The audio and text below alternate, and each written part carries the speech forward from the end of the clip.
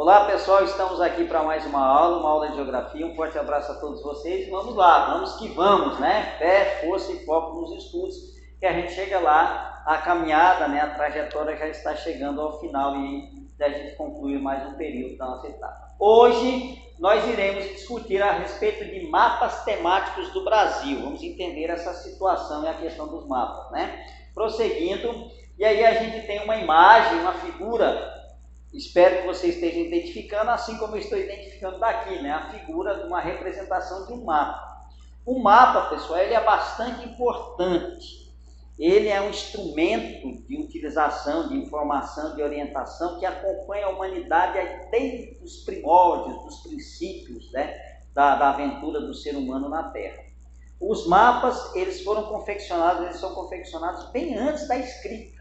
Antes do ser humano desenvolver o processo de escrita, de códigos, aquela coisa toda que foi desenvolvida depois da escrita, ele já produzia mapas, que era uma forma de reconhecimento de uma determinada área, reconhecimento de um determinado terreno, as informações necessárias, onde ele encontraria alimentos, onde ele encontraria obstáculos, né, como rios, como montanhas, como depressões e tudo mais. Então, a confecção do mapa, né, também são chamados de cartas cartográficas, ele é bastante importante, não só para estudantes, professores, mas também para políticos, militares, para os conflitos, né, que já existiram aí ao longo da humanidade. Ele foi bastante importante. Para determinar localidades, ele tem uma série de informações, né? E aí a gente observa justamente um mapa, né, uma representação cartográfica antiga do ano de 1546, essa representação aí do século XVI, eu não estou lembrado aqui o autor, mas se eu não estou enganado foi um autor francês, ele vai representar essa carta cartográfica, né?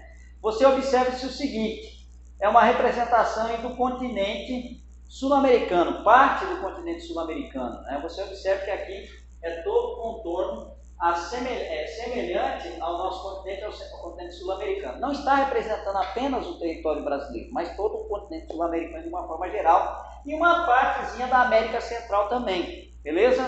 Também, se a gente observar direitinho, a gente tem uma partezinha aqui que possivelmente estaria representando a Antártida, beleza, pessoal? Então, aí nós temos as informações. Observe também que tem imagens, figuras. Não sei se está bem claro aí para vocês, mas temos imagens, figuras de seres, de árvores, de animais, elementos da fauna e elementos da flora, né? Componentes aí vivos aí nessas localidades. Alguns relevos também são presentes, mas mais elementos da fauna e da flora aí, além do contorno que se assemelha, né? Que está representando aí justamente o continente sul-americano, a América do Sul. Beleza, pessoal? Então deu para a gente identificar. Então existe uma série de informações que são colocadas aí em um mapa, ok? Prosseguindo. E aí a gente observa algumas das informações que foram melhoradas, desenvolvidas ao longo do tempo, no caminhar da humanidade, que é justamente essas aqui, né?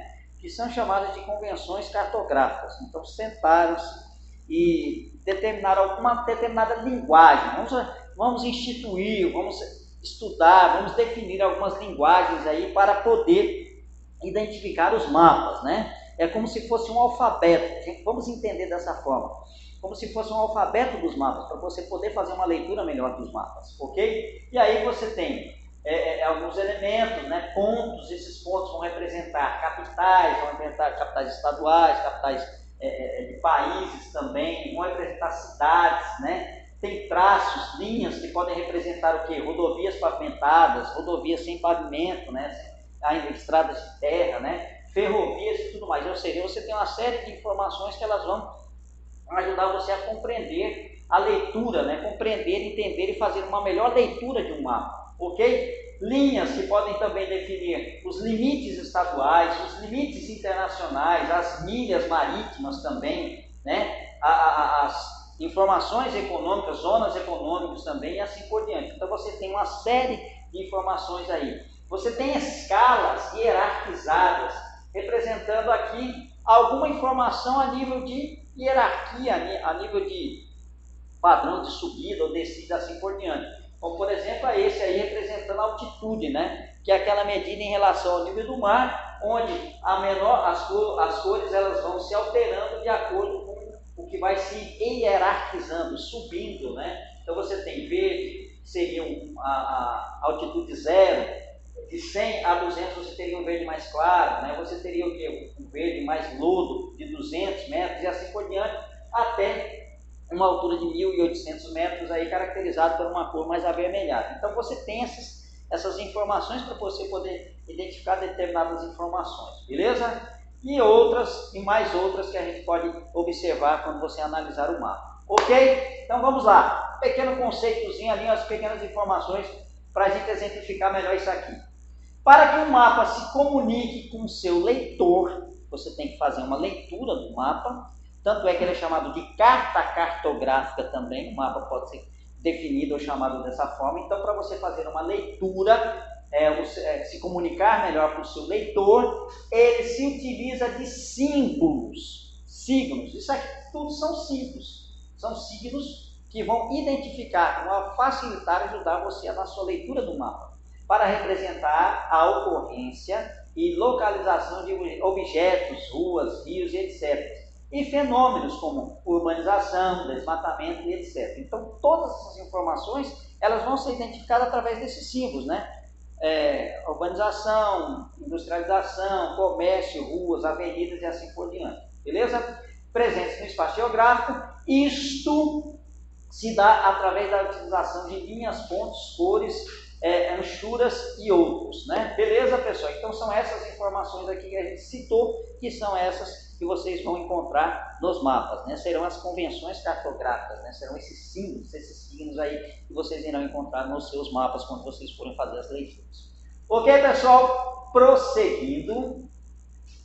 E aí a gente tem, né, um detalhe bastante interessante que a gente tem que observar é o seguinte, pessoal. Nem todas as informações serão possíveis você colocar ali no mapa, nessa representação que a gente tem. Não será possível. Então, é feito algumas separações para você poder identificar determinadas características de determinada região. E aí você tem os chamados mapas temáticos. Eles são divididos, as informações são divididas e colocadas alguns temas, né? Esses temas vão caracterizar o determinado assunto, a determinada informação que vai chegar através daquele mapa até as pessoas que irão entender, né? Os mapas podem ser conceituais, eles são divididos em físicos e socioeconômicos, né? Os físicos, justamente, é aquela da geografia física mesmo, que a gente pode observar, né? Que vai identificar o relevo, que vai identificar o clima, que vai identificar a vegetação e outros elementos. É a parte da geografia física. E nós temos aí a geografia da parte mais humana, né? Que é justamente os socioeconômicos, que eles vão identificar o quê? Os limites, né, políticos, culturais, a demografia, ou seja, a presença da população em determinada localidade, né, as atividades econômicas de determinada localidade e assim por diante. Então, são divididos nesses dois conceitos, né, nessas duas categorias aqui, os mapas físicos e os mapas socioeconômicos. Beleza, pessoal? E aí nós temos também os chamados mapas temáticos, ou seja, os temas de determinada informação que ele vai passar para cada um de nós, né? Nós temos como mapas temáticos, nós temos mapas físicos, mapas econômicos, mapas políticos, mapas demográficos, mapas socioculturais e outros que vierem por aí. Nós temos também esses mapas identificados, chamados como também mapas temáticos. Beleza? Vamos entender um pouquinho de cada um deles. Mapas físicos, utilizados para representar as características naturais de um lugar, relacionadas aqui ao clima. Um determinado clima, ele vai ter aquelas informações relacionadas, esse mapa físico vai ter aquelas informações relacionadas ao clima, a vegetação, a geologia, a hidrologia e assim por diante. Então, esse mapa físico vai determinar as características físicas de determinada localidade. Ok? Mapas econômicos representam as diferentes atividades econômicas de um lugar. Perceba-se que nós estamos falando de informações de um determinado lugar. E aí nós temos aí, que atividades econômicas seria isso? Atividades ligadas à indústria, à agricultura, à pecuária, à mineração e outros. Ok? Outro mapa temático que a gente pode comentar é os mapas políticos, representam as divisões político-territoriais entre países, estados e municípios. É o que mais a gente observa, é o que mais a gente vê. Eu estava com o nosso mapazinho mundi aqui, tentei colocar aqui para a gente, mas não foi possível.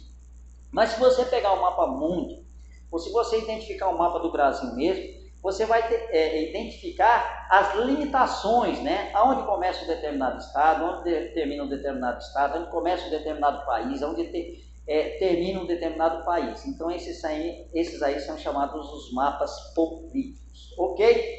Mapas demográficos representam a distribuição e concentração da população em uma determinada área. Então você vai ver ali dentro de um mapa, dentro de uma determinada localidade, exemplo, o mapa do Brasil, você vai ver a concentração populacional, onde tem menos pessoas, onde tem mais pessoas e assim por diante. Mapas socioculturais representam a variedade e distribuição de etnias, religiões, línguas, classes sociais, etc. Então, socioculturais, da sociedade, da cultura, do modo de como elas se representam no mundo. Então, beleza, deu para a gente pegar isso aqui, vamos prosseguir. Já estamos aqui. E aí a gente tem um mapa temático do Brasil e algumas informações a gente pode observar dele. Uma coisa bastante interessante, que todo mapa ele tem uma escala. O que seria a escala? Seria aquela proporção de quantas vezes esse mapa foi reduzido para poder representar. Aliás, na realidade, o espaço ali, a grandeza de determinada área foi reduzida para poder caber naquela representação cartográfica, beleza? Então, por exemplo, geralmente você observa as escalas assim, né? As escalas cartográficas, você observa 1 centímetro correspondente a 60 quilômetros, a 100 quilômetros, a 300 quilômetros e assim por diante, dependendo do mapa. Nós temos a escala numérica também, que ela corresponde a cada 1 centímetro, ela corresponde a não sei quanto, a uma determinada quantidade de centímetros também, que ela foi reduzida. Beleza, pessoal? Mas esse é um assunto que a gente vai entender depois também. E aí, nós temos algumas informações bastante interessantes, que será justamente o título, né? Esse título aqui, esse mapa aqui, ele está demonstrando, ele é um mapa temático e o tema dele é a expectativa de vida ao nascer e o da população idosa, isso no ano de 2015. Então, o tema dele é esse, beleza? E aí nós temos aí informações bastante interessantes também, que todo mapa, né, ele geralmente carrega, que é a fonte. Aonde foi a fonte? De onde foi tirada aquela informação? E aqui nós temos a fonte, né? O Instituto Brasileiro de Geografia e Estatística, né? O PNAD de 2015. Então nós temos aí, essa seria a informação, a fonte que veio essa informação aí desse mapa.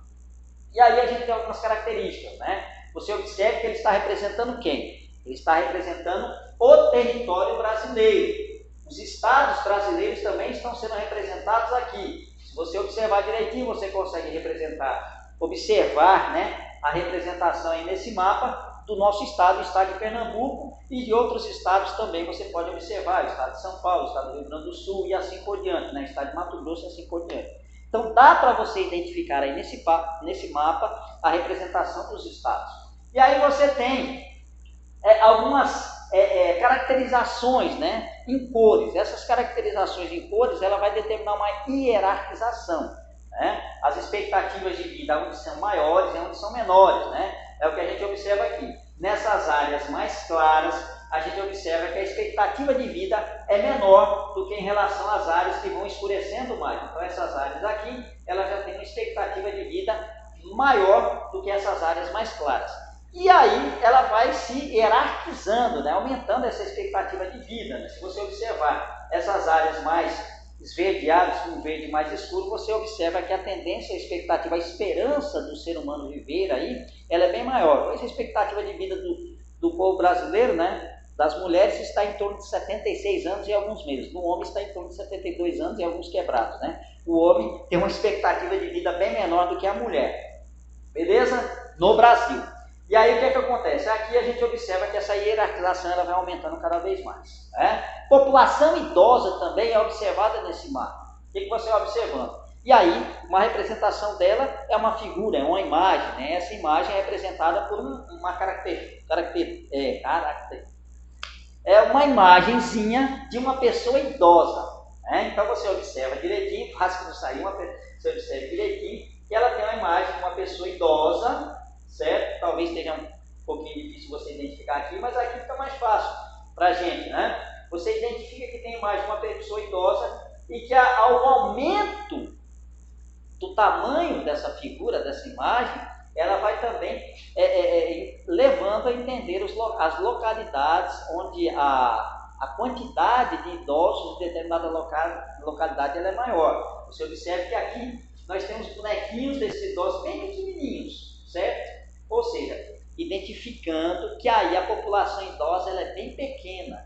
E a partir que a gente vai observando o crescimento desses idosos, olha, você observa aqui um idoso já maior, um bonequinho de um idoso maior, representando assim, você percebe que a população idosa nessas localidades elas são bem maiores. Ok, pessoal? Então essa é uma das formas da gente entender a leitura, a interpretação aí do mapa temático.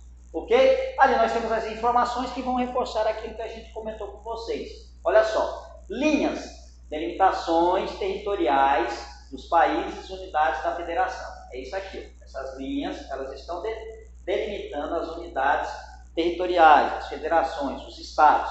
As cores, gradação de cores, indicada na legenda para representar hierarquicamente, ou seja, aquela posição que vai ser uma acima da outra, né? A expectativa hierarquicamente, a expectativa de vida em cada estado brasileiro, ou seja, quanto mais escuro, maior será a expectativa de vida nos estados, ok? Outro elemento, né, é o elemento gráfico, a figura de um idoso para representar quantitativamente, ou seja, em relação à quantidade, a proporção de pessoas com 60 anos ou mais de cada estado, a população idosa, de uma forma geral. Desta forma, quanto maior o tamanho deste elemento gráfico, aquela representação do idoso, né, maior será a proporção de idosos. É o que eu falei para vocês. Né? Aqui você tem um idoso bem pequenininho, a imagem gráfica de idoso bem pequenininho. Significa que a proporção, a quantidade de idosos aqui é bem menor do que essas áreas aqui onde esses idosos estão bem mais representados, com um tamanho maior, vamos dizer assim.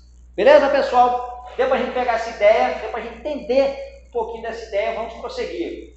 E aí a gente tem mais dois mapas temáticos, um representando a densidade demográfica e outro a distribuição dos biomas brasileiros. Então são dois mapas temáticos aí. Nesse mapa 1, você observa também uma hierarquização, uma hierarquia das cores. Você observa que os pontos mais claros, eles identificam uma menor presença populacional, maior presença de pessoas aí. E essas partes mais escuras, você observa, vai aumentando, né? Vai escurecendo mais, essas partes mais escuras aqui, mais avermelhadas, elas vão caracterizar uma maior presença populacional, maior presença de pessoas em determinadas localidades. Então, esse mapa aqui, ele vai representar a densidade, a presença das pessoas em determinadas localidades. Menor presença de pessoas, né? Menor densidade demográfica e maiores densidades demográficas. E aí a gente lembra, né?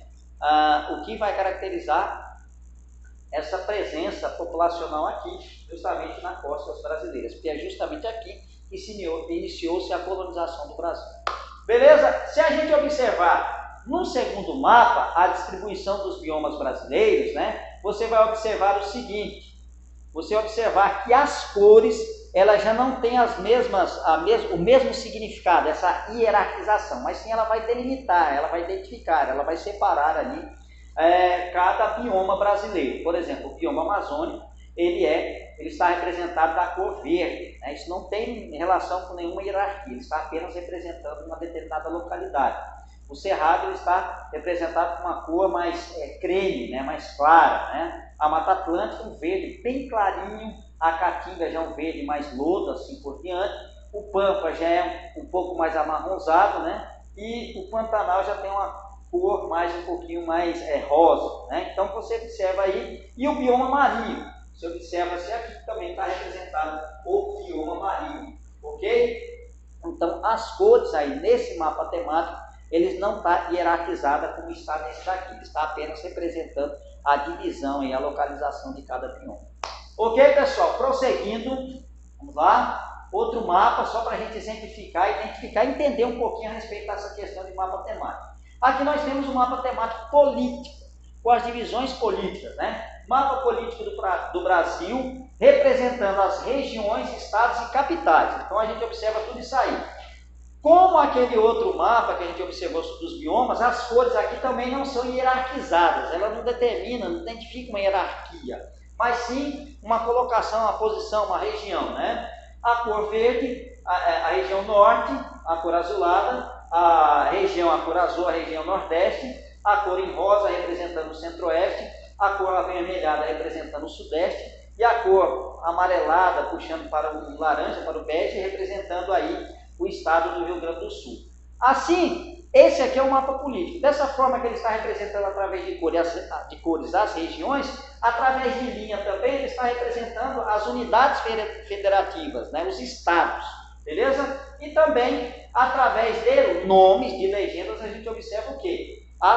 Os estados, né? Pará, Amazonas, né? Pernambuco, Alagoas e assim por diante, e aqui o Distrito Federal. Ok, pessoal? Ali naquele outro mapa é um mapa físico, mapa temático físico representando a América do Sul e as suas planícies, né? Planícies e planaltos. Aí você observa que cores mais esverdeadas, o verde mais claro estão representando as planícies, né? Ali a cor mais amarelada, os planaltos, e uma cor vermelho mais escuro, outros tipos de planaltos também. Então ali um mapa físico representando ali planícies e planaltos, um mapa físico do território do continente sul-americano. Beleza? Prosseguindo, vamos ver se a gente tem mais alguma coisa aqui. Outro mapa temático, acho que a gente vai ficar por aqui, né? Mapa econômico que mostra a produção de algodão herbáceo, aquele algodão branquinho que é utilizado aí geralmente para a produção de tecidos também, em distintos, ou seja, em diferentes pontos do Brasil, né? Então a gente tem algumas localidades, algumas regiões, né? Onde são produzidas aí esse tipo de cultura, de agricultura, que é a produção do algodão, né? Agora perceba-se que aqui nós temos uma certa hierarquia das cores. Então, cores mais claras, ela vai identificando a menor produção, e as cores mais escuras estão identificando uma maior produção desse tipo de produto, que é o algodão. E ali nós temos um mapa histórico, né? Um mapa histórico que ele está representando justamente o quê? Representando o Tratado de Tordesilhas, a formação, a separação do território português, a qual deu início o Brasil, e também uma outra parte ali, você observa o seguinte, ali o contorno da linha está representando o Brasil, mas a ideia é a representação da divisão entre portugueses, na área portuguesa e a área espanhola, né? Observe direitinho, mapa histórico que mostra a divisão estipulada pelo Tratado de Tordesilhas. Beleza, pessoal? Nós observamos também outras informações, ali dá para a gente observar a escala, né? Outros pontos e outras legendas que vão identificar aí as informações desse mapa. O título, né? Divisão do Brasil em dois contextos, né? É o título que está mostrando ali. Beleza, pessoal? Acredito que a gente fica por aqui, tá nossas informações. Hoje eu não deixei atividades, mas você faça anotação daquilo que você achou mais importante. É bastante interessante que você tenha essas anotações, beleza? Não precisa copiar tudo, não faça isso, senão você será excomungado, beleza? Então você anote apenas aquilo que será importante. E também eu não trouxe nenhuma mensagem, mas fica aquela velha recomendação de sempre, né? Fé, força e foco nos estudos, que a caminhada já está chegando ao final. Forte abraço a todos vocês, fiquem todos com Deus e até a nossa próxima aula. Valeu!